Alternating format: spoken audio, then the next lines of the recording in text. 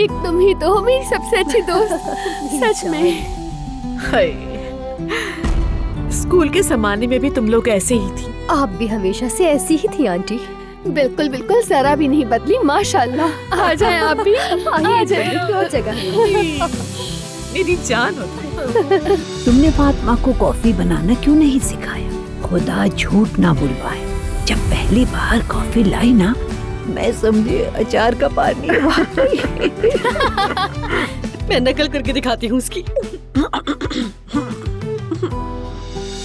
खालदा, उफ, खालदा, बोर हो गई।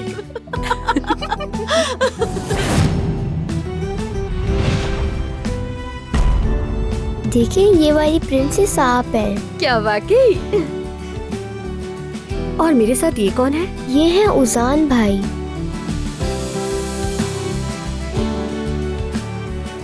मेरे भाई मुझे बताओ आखिर हुआ क्या है? मैं अपनी ही बनाई हुई जगह से निकाल दिया गया हूँ जैक।